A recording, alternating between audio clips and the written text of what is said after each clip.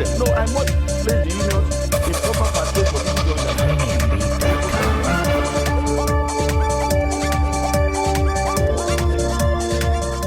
Hello and welcome to the program. And of course, today we begin with this man, Senator Dino Melaye. Definitely, these are not the good times for the senator representing Kogi West in the upper chamber of Nigeria's parliament. We're talking about the Senate. Now, from his face-off with his fellow Senator Oluremi Tinubu to the allegation of certificate forgery and now facing a possible recall by his constituents, Senator Dino Melaye has had his share of political troubles in just 2 years in the Senate, actually. His constituency has already set in motion the process of his recall.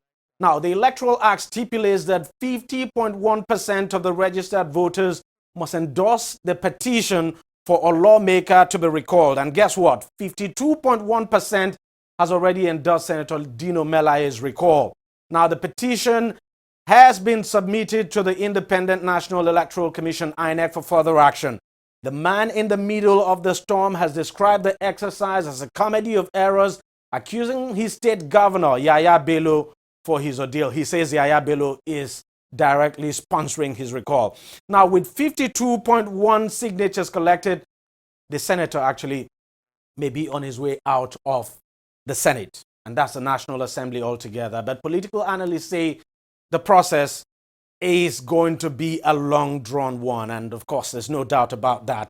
Dino Melaye himself has raised an alarm that dead people and fictitious names were used to sign his recall. Dino's case has suddenly become a test case that may change the politics of Nigeria very soon. Now, just on Friday, last Friday now, a group in Idore, that's the group actually known as Idore, Ifedore Youth Coalition in Ondo State, says it is set to mobilize voters in the federal constituency to begin the process to recall the member representing the area, Honorable Bolarinwa Bamidele, popularly called Mr. White. Now, coordinator of the group, Adeyemi Alabi, says their representative had abandoned or absconded completely from the federal constituency. The group also accused the lawmaker of not sponsoring a single bill on the floor of the House since he was elected to represent the people. So could this be a political revolution in the making that Nigeria, of course, has been waiting for?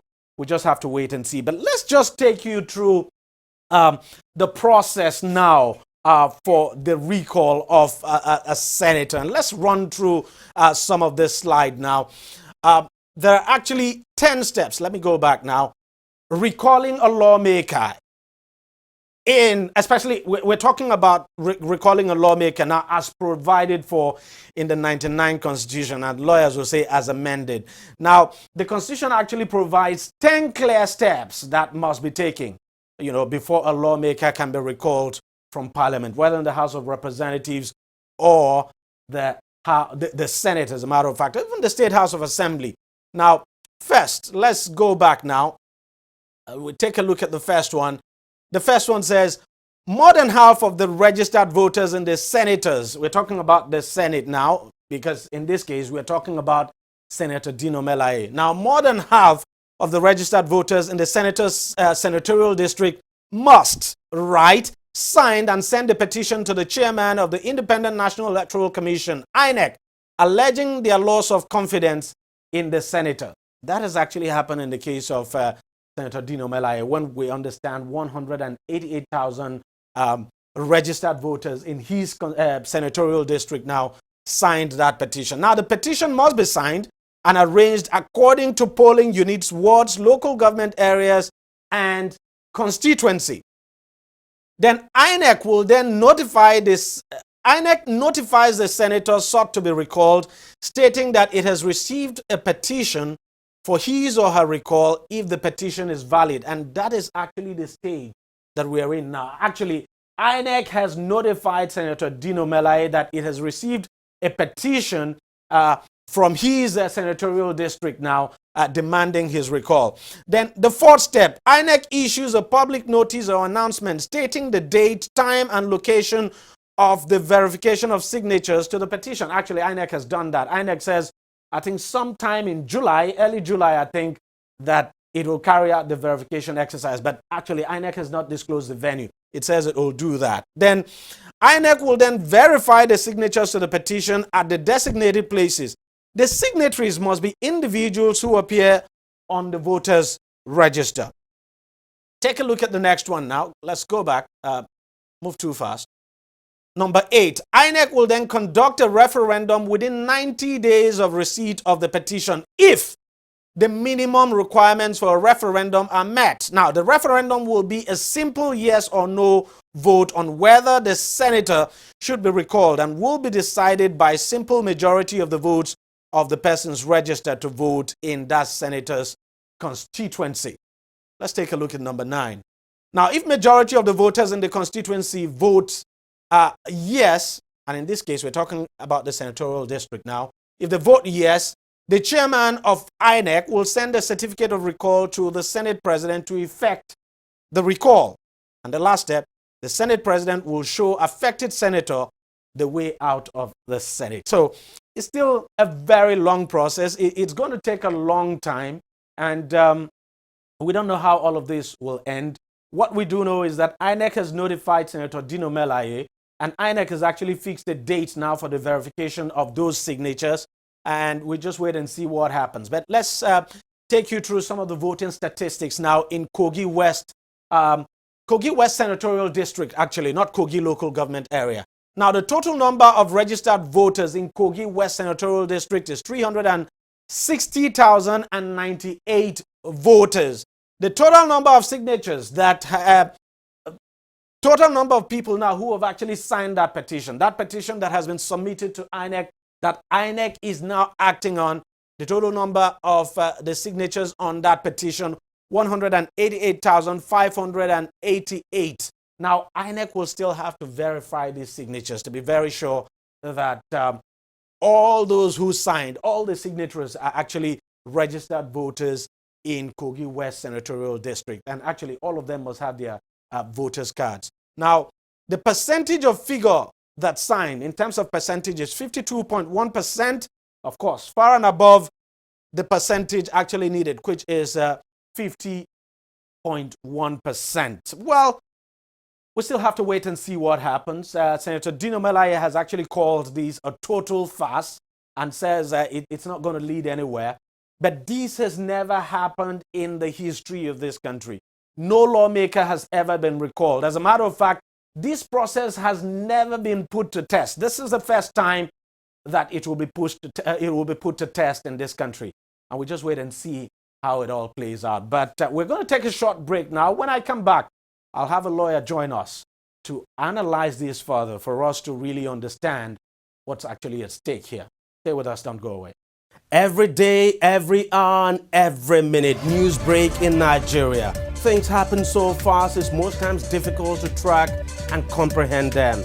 But that's what we do right here on DEJI360. 2015, would you want to come back again? It's like asking Jesus Christ if he knew he was going to die, will you want to come back as the savior of the world again? We do not just help you track the stories, we break them down, explore all the angles, analyze the issues so that you can fully comprehend the stories and use them to make the right decisions.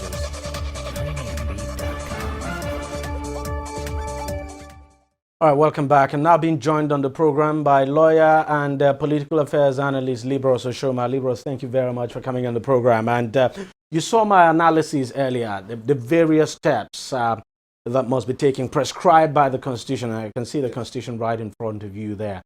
You look at those steps. Do you think that it's actually impossible, as some people have actually said, to recall a lawmaker?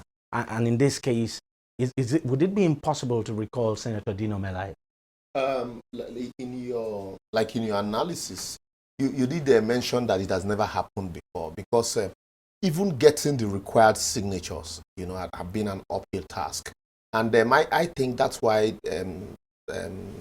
Dino has consistently said that it is the governor that is behind this, because you would need, a financial war chest to be able to mobilize, that kind of numbers.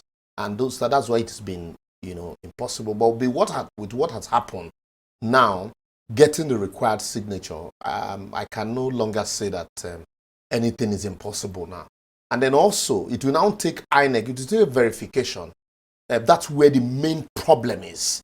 However, because what will happen would be, if you look at the figures during election and the figures that you have now, that's where I might, be skeptical to make a conclusive statement, because during if we can go to the table so that we see the number of registered voters. I'll just ask that because we're talking about registered voters here now, not the number of people who actually voted in election. No, you know why I'm saying this? Because it is easier to vote a candidate than to recall.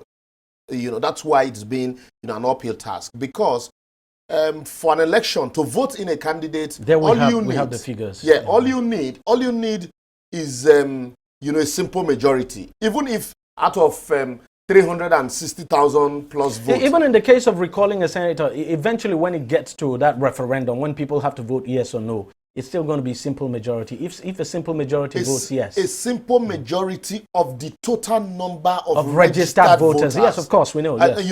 Unlike during election, out of 367, out of 360,000 plus, yeah, you're right. 7,000 can vote you in. You're right. But in this case, you will need 100,000 plus to vote yes. But in this case as well, we can say if 188,588 have actually signed up to that petition, we can confidently, to some extent, say, look, there's a possibility that this 188,000 could stay to see this through and could actually vote. That's why I'm saying that at this point, because we have never gotten this kind of figure, and that's why I'm saying, look, I can no longer tell you that it's not impossible. Because to get the signatures of 188,000, it's not something.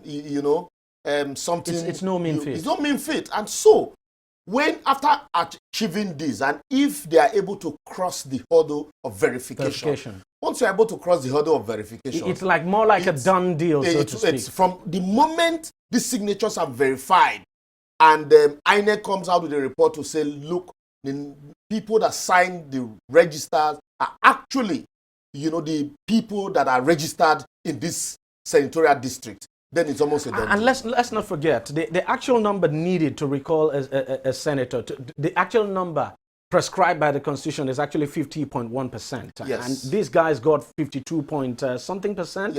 52.19%. So we understand. So, even give or take, if at the end of the day INEC removes certain numbers, there's the chance that, at the end of the day, if through the verification process, you remove certain numbers. Maybe you won't remove more than 2%. I don't know. That's where the problem. I don't know. That's where the problem is for me, and that's where I keep going back to the number of actual voters during election. And so, if you have, for example, you have actual voters, let's say 100,000, and then for the signatures you have 188,000. And INEC says, okay, we need to verify. What if INEC also now verifies and you say about 88,000 signatures are not, we do not know. Do not tally. Yes, we do not know. We just have to wait and see. But then the caveat would be eternal vigilance. Eternal vigilance is the price you pay for freedom. And so that is why those that have volunteer to put their signatures down must stay to see this process through. They must be vigilant, because thank God INEC had said, okay, from the 3rd of July, they're going to announce the venue and time for verification. It is also the time for all of them to come out to actually ensure that the process is transparent. Otherwise, it will be easy for somebody at that stage to say, oh, look, we verified and the signatures did not match. And you look at, there's another table I want us to look at now, a breakdown of those signatures now, where they actually came from. So there you have them. You look at the breakdown of the signatures by local government areas in Kogi West Senatorial District now. So all INEC needs to do is to go to these various local government areas. For instance, in Yagba East, the number of registered voters there is 35,331.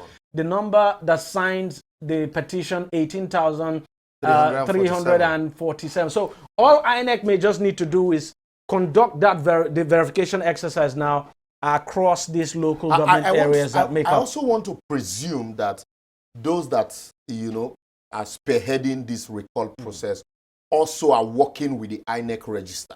No, of course. Because if they are not working with the INEC register, then you're going to have a problem during verification. It's certain that they ought to know that they would be working. And then another problem, it's good for us to lay all these issues bare. Also, because if they were not working with the INEC register, of course, INEC would probably have rejected No, because it is not stated anywhere in section 69 that you must have the INEC register I also expect that those who signed up would have their voters card. And so if that be the case, because also, then you have a question, you have a problem. And if you have that number, and the question now would be, we need to keep up the momentum so that at come next election, rather than have a drop in figure, you should actually have, more number of actual voters. And then secondly, you find situations where INEC register, we have complained at various times that there are fictitious names in registers of INEC, except INEC, had cleaned up that register. And so those are some of the impediments that might be, that might, impede the process.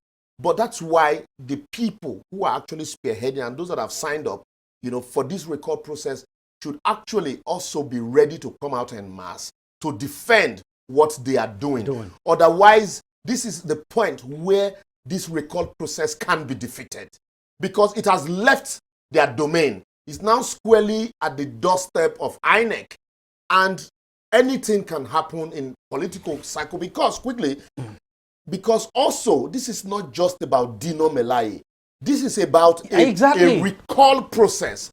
And if the political class also will be watching, because once this sails through, it will open a window of opportunity as we're beginning for an elector exactly to actually say, look, this can be possible. And so also it will put the political class, most especially lawmakers, on their toe that look, recall now, it's a possibility. So let's face it, beyond Dino Melaye being involved in this, it's a very good thing that this is happening. Yes, it is. It's good for our politics. Yes. And it's important we see to the logical conclusion of this. It is good for our polity if it does not scale through. Also, the next step should be... It's still good. Yes, it's still good, but the next step should be an agitation of the people that the processes for recall should be amended. Being too cumbersome. Because you don't expect a situation where 7,000 voters voted a man into office. And to recall him, you will need 50% of the total number of registered voters. It shouldn't be so. It shouldn't be so. Because if the process of election is just a simple majority, all of this issue of asking for 51% of the total number of registered voters, what if, just if, the register was overbloated? What now happens? You now begin to look for people, and then also they have the register of actual voters. That's the point. It should be the number of at least 50% of actual voters in the constituency.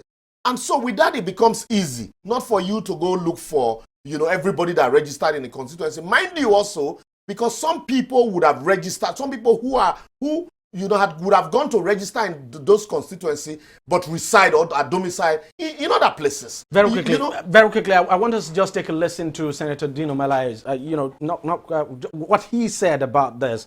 And after that, we're still going to take up, we'll listen to, these individuals now, the leaders of those, the group now, the people from the senator's district now, who went to submit that petition. We'll listen to what they had to say. Dino Melaye has no office. This is 2 years. Dino Melaye has no constituency office in Kogi West Senatorial District. How do we ask him for accountability? How do we table our petition? We want to call him back to Ayetoro, where he comes from, Nijomo, and we are ready in numbers of multitude. We will go to Jamata Bridge to welcome our prodigal son back home. We don't want him any longer. Enough is enough.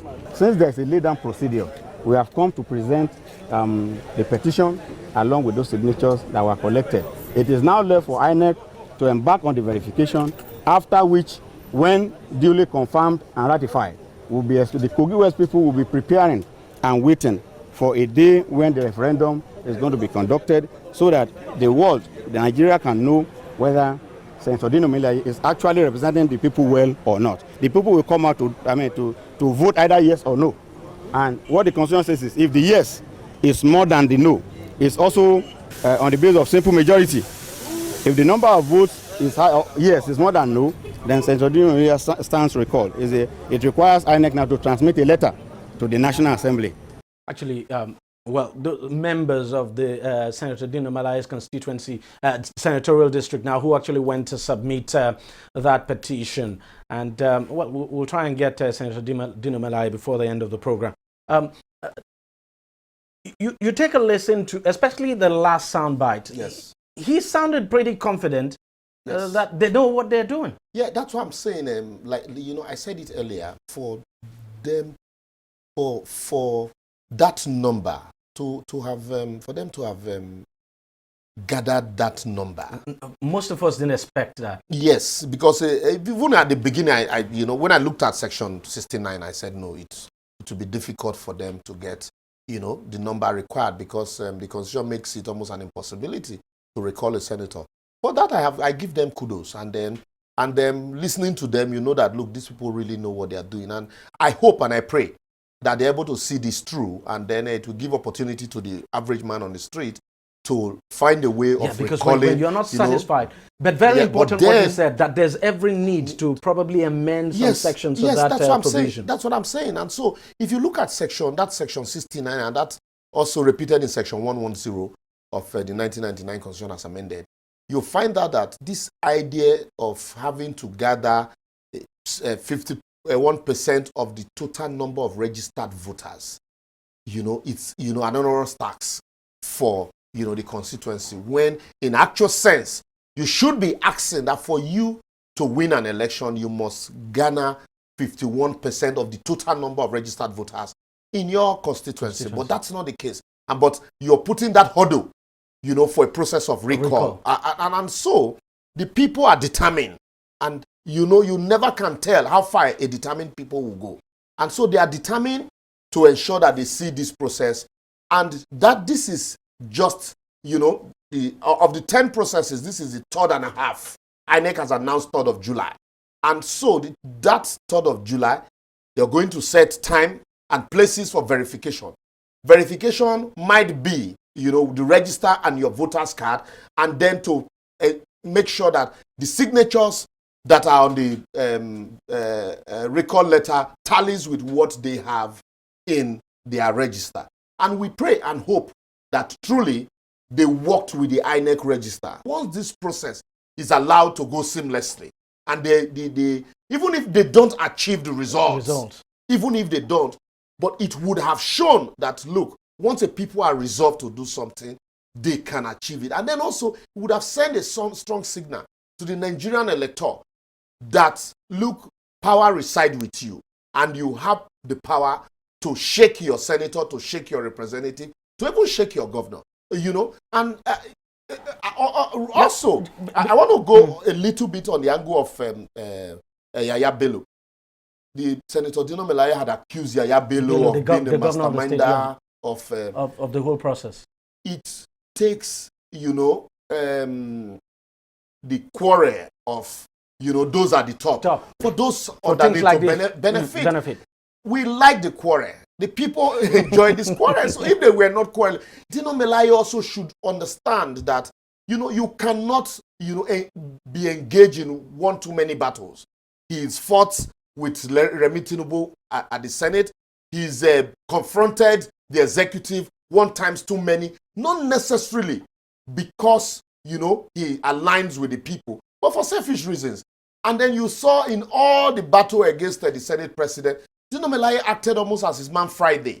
And so that also, apart from the fact that his people that sent him to represent them, they were not getting the fillers from their senator. And then to crown it all, the climax of the whole comedy was a Ajakui and not just video. And you know, it was an international embarrassment. And so the people sat back to say, look, we can no longer take this. And if he's quarreling with the state governor, and the state governor decided to take side with his constituency that, are dissatisfied with his performance in the Senate, and so be it. Let me quickly ask you this, because we have to end now, but very quickly, and I want your answer to be brief.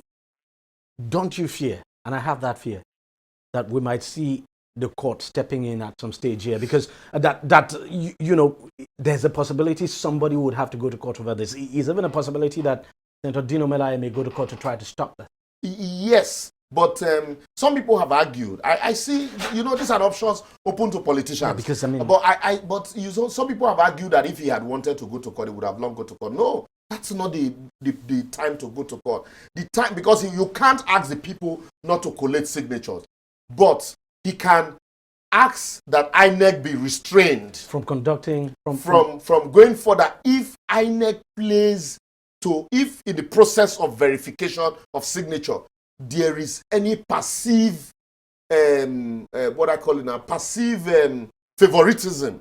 If INEC is not transparent enough, transparency now might be determined by whoever, he might decide to use the judiciary to scuttle the process. So basically, the judiciary can actually be used to scuttle this process. That's the bottom line. Yes, it can.